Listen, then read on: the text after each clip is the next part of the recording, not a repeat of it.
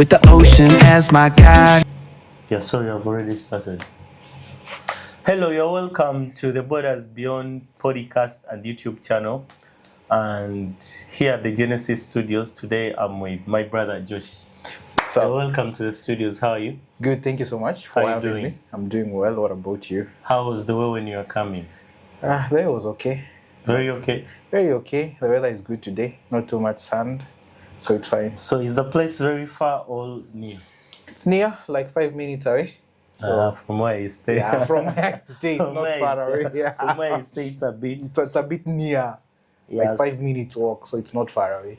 So, our viewer there, if you are there and you have not hit that subscription button, we would urge you and ask you kindly hit that subscription button, leave a like and comment below, and let us know how we can make this better. So, Yes. the first time I know Josh is a graphic designer, Kinda. a very good one, a very good one. So, people who have been to the Tuesday Fellowship and you have seen some of his work. He does the posts that we post on church and a couple of different things. So if you're looking for a graphic designer, leave alone these things you design your posters the way you want, and colors are mixed everywhere and everywhere. You reach out to him. Yeah. He's a very good guy. Yeah, you reach out to him. Josh, when did you start doing graphic designing? I think I started like way back, like in 2023. 2023. Yeah, that is the time that I started. First, say hi to our viewers, tell them your names, and then we shall get into the questions. The questions. Hi guys, my name is Josh. If you know me, if you don't know me, my name is Josh. Bob is my friend. I do graphic design, so if you need a poster or anything, hit on me. Yes. Yeah, that is nice. Yes. So there is always one question I want to ask you. You're making me even laugh even before you ask the question. Are you married? Wow, that's a good question. Wow. Hey, this is in our soup, isn't it? It's No, not. it's a good question, but sometimes we love our life to be private a little bit. Marriage can be private. Yeah, you don't have to put Okay, if you don't feel, I'm going to ask you a couple of questions, but if you don't feel, okay, you can tell me, Robert, pass. Pass. Hey, we pass on that. So eh. that one we pass. That one we pass on it. But let's say we are working in progress. Is it a good? It's a good answer, isn't it? We are working on progress. You see, you have started laughing now. So, Bob, you're putting me on a hot seat. I remember the last person I asked that question, he was seated. We were doing it the other end to podcast. He told me, I see them.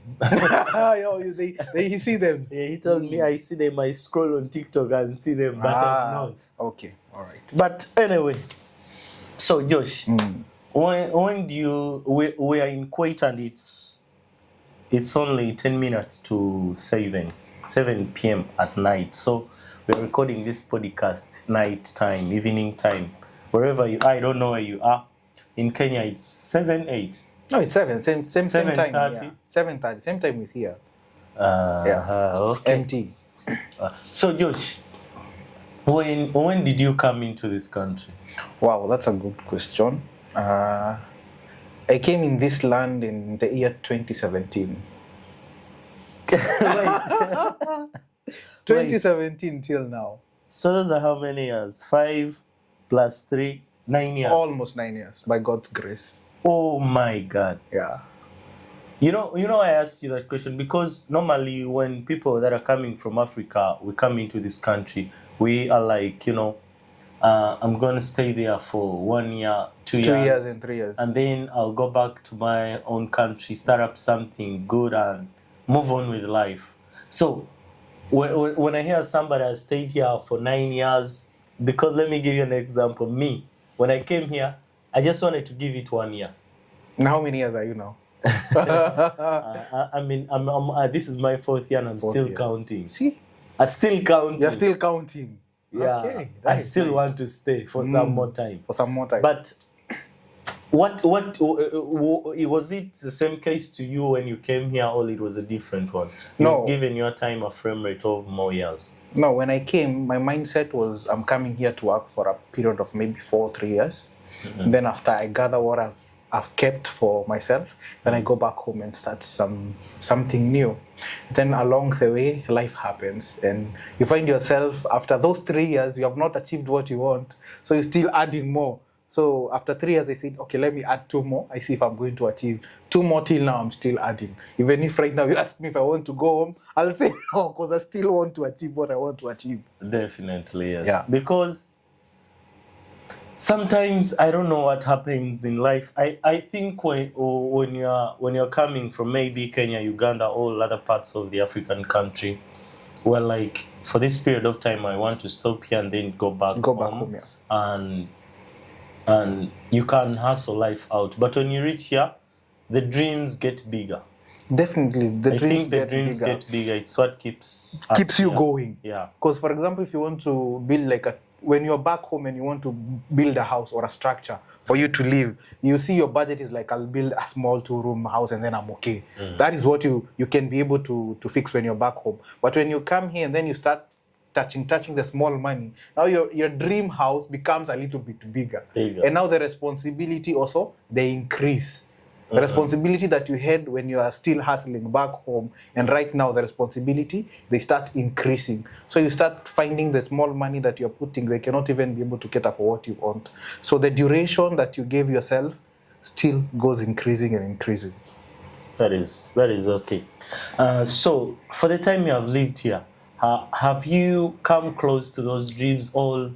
I just want to be in a perspective of whereby what has kept you going up to these 9 years? Because 9 years is not very easy. Yeah, it's not easy. It's not very easy, and most especially when you are in a foreign land. Yeah. Do you speak Arabic? Not really. I will not say not really. I understand. I don't. You have basic words like exactly. Mafi. Yes, exactly. Mafi, salam, Mafi, everything. Sida. Those kind of basic things of Arabic language. So at least I can understand some. But I think you just didn't give it time to learn Arabic. No, I'm not even interested on it. I don't know why. Yeah. I think most Africans were not interested in learning Arabic. But what I've seen, it's very good for someone when you come into a country to learn the language. Yeah, to learn the language. It's an advantage plus also. Yeah, it's very an advantage because I went to a police station. There was a case I was handling, and these guys were like, we don't speak English. So you can come with someone who speaks Arabic to interpret for you, but for us, you're not going to work on. And I thought it only happened to me. But my friend also went there. Yeah, he was reporting a case. And then they told him, come with somebody who speaks Arabic. And then sometimes you find themselves, even these Arabic people, mostly they can be able to understand English. But because I don't know if they're used in their Arabic language, when you talk to them, they'll only respond in Arabic. Yeah. So you find yourself, sometimes it's good to learn about it, because if you go like your case, you go somewhere, you want to maybe report something and you have to report it in Arabic. So you cannot be able even to clarify or to say what you want or to represent your case. So you have to find someone, or if the police station, they don't have someone, they have to tell you, wait there until another police comes who understands English. Yeah. So just wait. And sometimes I think they speak English and they can help you, but they just want to put into that discipline into you that try to learn the language. Our language. Exactly. So it's like they're pressing you have to learn. You have to learn the language. And for example, I didn't have interest in it, but these days I'm getting interest in it because I feel like I need to know what people are talking about. Because even you can sit there and someone is kind of gisting about you and you don't know about it. Yeah, I've had 2 bosses of whereby you just have to bring your phone, go to Google Translator, and then he writes whatever he wants to tell you. And when he writes in Arabic and it is interpreting in English, the words come with not a soft tone. When it is doing direct translation, it comes with a harder tone. You feel like your boss is very angry about you, and which is not the case. And when you do the same, you also reply to him in a way he receives it in Arabic, like you're ruthless, you're going hard on him. So that's I was like, maybe I should stop using this and learn the language. The language. Sometimes it's good, it's an advantage. I think most of us from Africa, we should at least invest in learning that language, because mostly we are based here and mostly we are earning our income from here. And at the end of the day, we cannot be able to say that we are not going to interact with these people because they are the real majority here, let's say like that. Because you find like Egyptian, they speak Arabic. There is Jordan people, they speak Arabic. There is a Lebanese, they are also here, they speak Arabic. So I think for us Africans, it's good we learn that language. But most Kenyans speak Arabic. But Ugandans,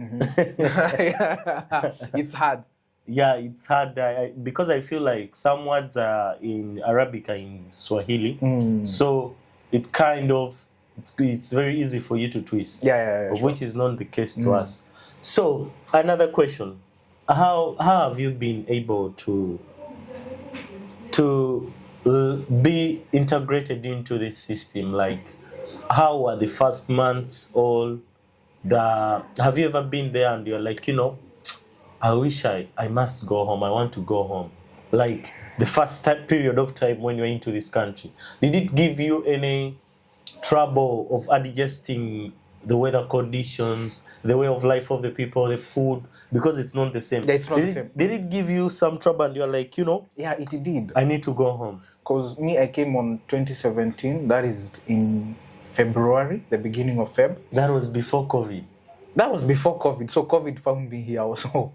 So when I came, the weather to me was a little bit hard because we came on winter and it was too much cold in that year. Feb is winter. Yeah, it was too much cold, and then you are new in a foreign country and then the winter is too much. So after that, after I stayed Feb and March, and then April, the summer started now. And to pause a bit, you have heard this story whereby they have told you are going to a desert place, it's very hot. Definitely. And you come here and it's very cold and you're like, what are these people talking about? What are they talking about? Because when we are coming, we say like, that place is desert, so it will be too much hot. It will be too much hot. You don't need these jackets. We don't need them. So when we came, for us, we came like we are not prepared for that winter thing. So it was too much cold. And then we are like, we are told it's a desert. What is going on? So before your body adjusts, like mine, it took time to adjust with the weather. Because April was summer. Then that summer now I got sick. My head was something else. When the weather was changing. Yeah, when the weather was changing. At night I cannot sleep. My headache was constant. Even it reached a point where I had to go to my employers and like, my head is now it's something else. You just give me permission, I go back home. Because I cannot sleep at night. My head is constant. Then someone told me, you just give yourself time. Give yourself time, and then the whole thing is going to adjust with your system. Because I went even, there's a time we went with our leader from church, Pastor Josh. He took me to a hospital in that 2017 when I was new. After like 4 or 5 months like that. And we went and the doctor said, I'm fine, but my head was constant. And they did everything in the scans and I was okay. But at night, I cannot be able to sleep. My eyes are red because of the weather. But later, I came in and adjust. Even right now, sometimes you'll find like we are transiting from winter to summer. I'll have that headache a little bit, maybe for 2-3 days before we transit to the next. Yeah. Because I remember when I came to church, it was like 4-5 months after I've been here. So when I came, Pastor Josh, when we were into that meeting of newcomers, he told us, some of you, it's going to take you 8 months to adjust. To adjust, yeah. Sometimes some of you, it's going to take you 1 year to adjust to the situation. But by the time I came, I was very depressed. I needed to go back home. Every day that was counting, I was like, can I make this year to the end? And you're still counting your days. Yeah. Your contract is almost ending now. And I'm like, no, these 6 months, after these 6 months, I need to exit and go home. Because I cannot manage this situation. But and it brings me to the second question. When I came to that church, I got to know Ben. Ben, yeah. So Ben told me there is a place where they play football from. And all this time I've been playing football with Egyptians down there. And those Egyptians, when they get the ball, one is fouled, he'll grab the ball, sit down for 5 minutes, and Adjuan like, no play is going to continue. Until that is sorted out. And that's not the type of game I wanted. So I gave up. But when I met him, he told me, there's a place where we play football. But just having a jazz.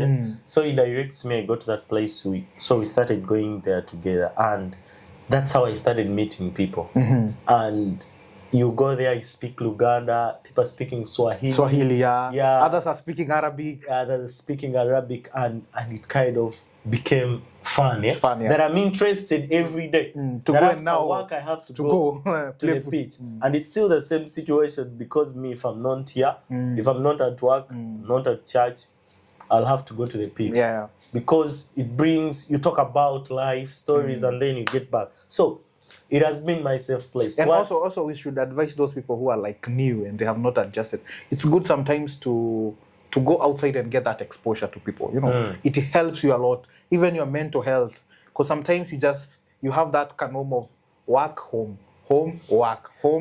Now you're going to get depressed. So it's good you get that exposure. You go out, find new people, learn what they do, how they survive, and then later you find yourself now you're adjusting to how people are living in this land. For the first around 6 months, it's not like I have low self-esteem, but I didn't know what to do. I used to go to work and come back. So I sent a guitar for the second month when I was here, and I bought a guitar. It's not this one. This one was sold to me by David when I was going back. I sold this one to David. You sold this? Yeah. Where did you get it? I'm the one who sold it to David. So David sold to me this guitar. I had a blue one. I gave it to a Malawi pastor in Life Church. So I bought a guitar, so I used to go home, play the guitar. But what was in my mind? So I go out and go to the beach, because I was staying in Mabla Block 3, and go to the beach. Who am I going to talk to? And when people see me very different, because I knew basically few blacks here, about like 5 people, and we are not in the same the same field. Yeah. So I was like, what should I do? So I found bed, sleeping, going to work, sleeping, going to work, and it was not normal. So sometimes I started trying to go out there, and life is normal. Yeah, so to some people are life not is very looking normal. at you. People minding their own business, doing exercise, playing football. Others are swimming, and that's how I started to know life. So, what has been your safe place or any activity you have been doing? How have you handled life? Because you need to have something that you do after work, always that keeps you going. I think what keeps me going is, I will not say I'm perfect, but I think I'll say I'm rooted more in Christ. Because after work, sometimes you have to find your own time to maybe study the word, and then interact with people, importantly, try to find friends who are aligning with whatever that you want. Like, for example, if it's photography, we have Hash. You find friends who can be able to make you grow in that aspect. And also, it reaches a point sometimes when you have that norm of going work and home, you find yourself, you're depressed. Also, sometimes I face that challenge a lot. When I'm in my bed, sometimes I feel I can resign and just go home. But sometimes that meeting of people and having that exposure, you find yourself, even what you are going through, it's minor regarding to what someone else is going through. For example, I'll come with an issue, I'm feeling depressed, I want to go home. Why do you want to go home? I'm just feeling the place is not nice. And then someone else is telling you, you see the money that you're getting? I'm getting less money and I have a lot of responsibility more than you. So what do you think, like, if you go home, what are you going to do? And then when you realize and sit down and think, seriously, when I go home, what am I going to do? So I'm going to do nothing. Because, for example, like a small money that you have, like, let me say, like, you have like 600,000 Kenya shillings. 600 Kenya thousand shillings, that I don't know, it's how many millions in Uganda. And then you're like, that. How much? 600,000. 600,000. Or how much is it in KD? In KD? 600,000, it's around 1,000, maybe 500 or 1,600. That's probably 17 but it is nothing. Yeah, so when you reach home with that money, you think you have money. But after 2-3 months, it's a blink of an eye, the money has gone. So you just feel, I'll still hold myself, be patient, and still continue working. Because probably when you talk about that, I've seen people here and they get money, but they go back home and they don't know what to do. How to use them. Because when you leave an environment, for example, you have left Kenya, you living here 2 years, Kenya runs 5 years in front of you, 100%. So when you go there, the price of sugar, if you left it 100 bob, now it's like 150. It may be the same, but the people around you, everybody is looking at you as a money machine. They think you have money. Too much. They probably few people will relate to you as a friend. They know that they don't expect money from you. Relatives, friends. So everybody that does something for you expects them to reward them and pay them. So by that time, you end up spending a lot of money. For example, if I told you 17M, I may spend 10M adjusting into life for that life before I start using the money. And it brings me to another question. If you're living here and you are, for example, you do graphics, how would you advise someone that has come with a skill into this country? Should they wait and go back to their country to invest into that skill, or should they invest in the same skill here, or should they look for something else to learn into this country so that they at least they just don't come for money, they go home with a skill? With a skill. Because I've spoke to many people, and most especially girls, she tells you, you know, I want to go back home, start up a fashion boutique. I want to go and sell, how do they call these wigs for women and what's up. And she tells you, in Kenya or in Uganda, it's making a lot of money. But this person does not, okay, they may know the prices of the things, but they don't have the clientele based in Kenya already. They have to start afresh. And I'm asking that person, so you've been getting, for example, 180 KD or 200. Will you be able to get that money into what you're going to invest it to in Kenya? And she really does not know. She does not know. I think what people usually are excited in opening up a business, they are opening up a business and seeing someone that, for example, someone will say, someone has opened a wig shop, they're selling wig, and they are making profit, isn't it? But the question is, before that business picked up, what was the challenges that person faced? Because, for example, if you open a business right now, you want the business, before the business picks, it's going to take almost 6 to 7 months. Your country is very lucky. 6 to 7 months. 1 year to 1.5 before the business picks. And so, that's when you don't pick any money from it. Exactly. You don't pick any money from it. And then maybe you are renting that place. That place needs to be paid. Maybe you have someone who is working for you. They need to be paid also.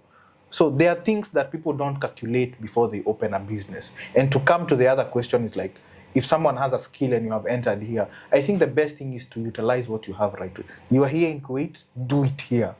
Don't put both legs, one in Kenya, one here. One in so if you're doing photography or videography, do it here. And then don't, for example, like me, what I'm doing right now, I want to improve on the things that I'm making. If maybe it's going for shoots or for videography, I want to go there and learn more things. Not only to categorize in one place, no. I want to grow in different places. And also it's good you find a skill, a different skill from what you know, and try to learn it. Yeah, because at first I feel like this country, it has a lot of opportunities. If you are good at what you do, here, I guarantee you, you're gonna get money out of it. Out of it, yeah, sure. But whatever you do, I don't know. Whatever you do, if you make hair, if you're making nails, whatever you are doing, if you're doing makeup here, because for example, when I'm going for a shoot mainly, I see people going for makeup for 20 KD. Even 30 KD, just they are taking makeup, and I'm like, yo, these people are almost charging the same price I'm charging. So, and for them, it takes only just minutes. In about 45 minutes, makeup is done. And she's ready for the shoot. And maybe there's someone who is there who can do makeup, and you're sleeping on that skill. You know? You can't do nails, you can do makeup. I think people should level up and use this skill, because I think what people are afraid of, me, I'm afraid of it, being honest. I think maybe you have noted that because you're my friend. I'm a person who is afraid of exposure too much. And that is something that I'm working upon it. And I think it's a good step, because now I've come to your podcast, because you have been planning this for a very long time. Very long We time. have been planning, we need to do this podcast. So I'm coming out to that shell of to be exposed. Because sometimes, if right now, you may ask people, like, we need someone to do this photography, or we need someone to make a poster for us. You in mind, Josh can do that. You get, but when someone else you tell, Josh, you're like, who is Josh? I understand. Now, for example, if right now we need someone to do photography, in mind, people can say, we need Genesis, we have Hash. They're already exposed. So for us, we are fighting that fear of being exposed out there. But I think it's not fear, but because let me just give you an example. When I first stepped in this land, I had done photography in Uganda, but when I came here, I was like, I should buy these devices and then go back home and start off. And now we have the same idea, because me, I do live streaming. Now I have that experience of live streaming. Now there's the time I was like, I'll buy all these things of live streaming, go back home and start my own business. But what comes to for example, I remember I bought a camera and I got it lost maybe on the bus. I was coming from Benny's place. Or I don't know, someone stole it. I don't know what happened. I can't say they stole it. But to my mind, it was like, I'll never buy a camera again. But every time when I'm watching movies, I'm like, this guy is standing here with cameras. So he's shooting this, he's taking this shot from this angle. I can calculate that this is a very good shot. There are 3 cameras that are in operation, the lighting. So I came to know that this is what I have to do. So I don't have to run away from it. Yeah, sure. I remember I joined TikTok after 8 months I was here. I was not on TikTok, even in Uganda. Because sometimes the feed that I was watching on TikTok, it's not something I would like to see, and it was not of my interest. But when I opened TikTok, I was like, let me get it to a situation of it first had barista things only, the work I do. Coffee, this time you post a video. But once I started photography, I remember when I look at my first picture, it was a low light.